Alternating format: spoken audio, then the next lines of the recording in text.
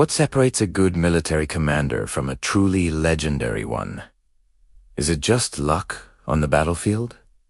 A genius-level IQ? Or is there a secret recipe for greatness that links figures like Alexander the Great, Julius Caesar, and Napoleon Bonaparte across the centuries? Today, we re-peeling back the layers of history to uncover the common threads that bind the most successful commanders who ever lived. It's not just about winning battles, it's about how they won them, how they led their people, and how their influence echoed through time. Get ready, because we're about to decode the DNA of military genius. First up, and perhaps the most crucial trait, is adaptability.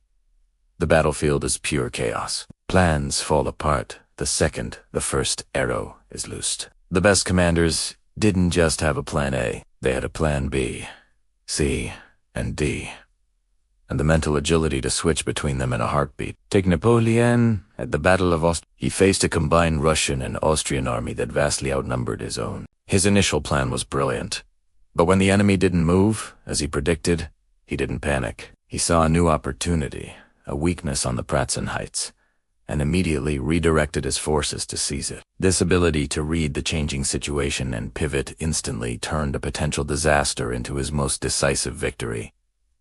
Great commanders don't just follow a script, they improvise a masterpiece in the middle of a storm. They embrace uncertainty and find opportunity within it. Next, let's talk about something that couldn't be taught in a war college.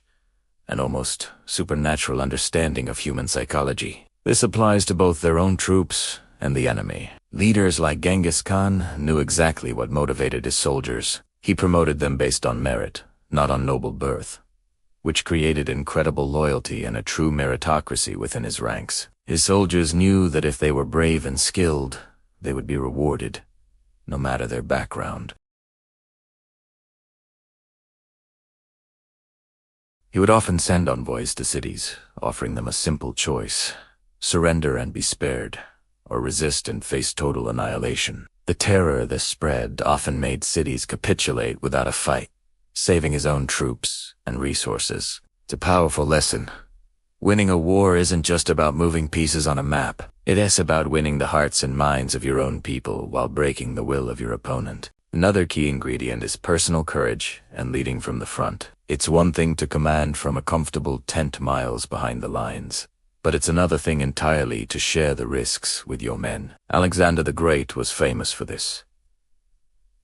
He didn't just direct his he charged into battle with his elite companion cavalry, often at the most critical point of the fight. At the Battle of the Granicus, he personally led the charge across the river against a hail of Persian arrows. This wasn't just reckless bravado. His soldiers saw their king, their commander, risking his life just as they were. This forged an unbreakable bond of loyalty and inspired them to fight with a ferocity that no order from a distant general ever could. When soldiers see their leader is willing to bleed with them, they will follow that leader anywhere, through any danger. It transforms an army from a collection of individuals into a single, unstoppable force. Of course, none of this works without meticulous preparation and an obsession with logistics. You've probably heard the saying, amateurs talk strategy, professionals talk logistics.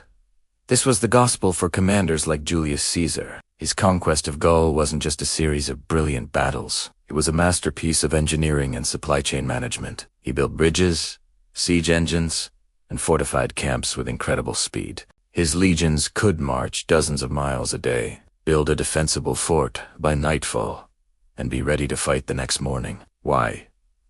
Because Caesar understood that an army that is well-fed, well-equipped, and well-rested will always have an advantage. He knew that a battle could be won or lost long before the armies ever met, depending on who had the better supply lines. This less glamorous side of warfare, counting grain, mapping roads, and organizing supply wagons, often the true foundation of historic victories. A fifth common trait is the ability to take calculated risks. The greatest commanders were not reckless gamblers, but they understood that to achieve extraordinary results, they sometimes had to make bold moves that defied conventional wisdom. Hannibal Barca's crossing of the Alps with war elephants is the ultimate example of this. By all military logic, it was an insane idea. He lost thousands of men and most of his elephants to the harsh conditions. But the gamble paid off spectacularly. He emerged in Italy completely unexpectedly, bypassing all of Rome's carefully laid defenses and throwing the entire republic into a panic. This move alone kept him on the offensive in enemy territory for over a decade. It shows that the best leaders have a unique ability to weigh risk versus reward. They can see the potential for a game-changing victory, where others only see the possibility of failure. They have the confidence and the nerve to roll the dice when the stakes are highest.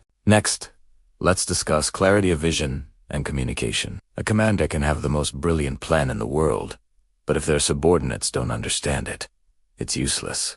Great leaders are great communicators. They can articulate their objectives simply and clearly, ensuring that every officer and every soldier knows their role and the ultimate goal. Think of Admiral Horatio Nelson before the Battle of Trafalgar. Instead of a complex set of orders, he communicated his overarching strategy to his captains beforehand, trusting them to act on their own initiative within that framework. His famous flag signal, "England expects that every man will do his duty," wasn't just a command. It was a powerful, unifying message that resonated with every sailor in the fleet. This created a decentralized command structure where his captains could adapt to the chaos of battle without needing new orders, all while working towards the same objective.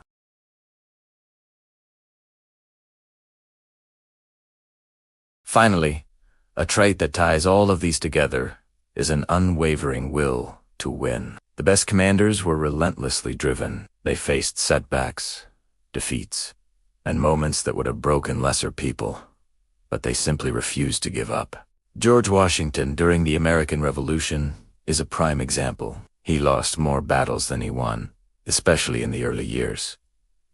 His army was often freezing, starving, and on the brink of collapse, but Washington's sheer determination held it all together.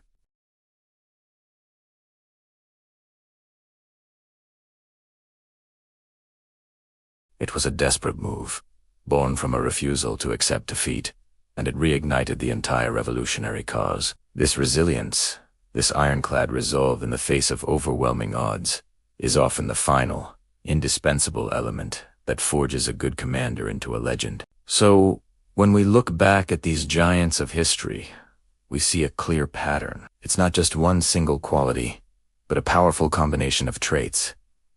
The flexibility of Napoleon, the psychological mastery of Genghis Khan, the personal bravery of Alexander, the logistical genius of Caesar, the calculated risk-taking of Hannibal, the clear communication of Nelson, and the unyielding will of Washington. These commanders were complex human beings, but they all shared this core toolkit for success.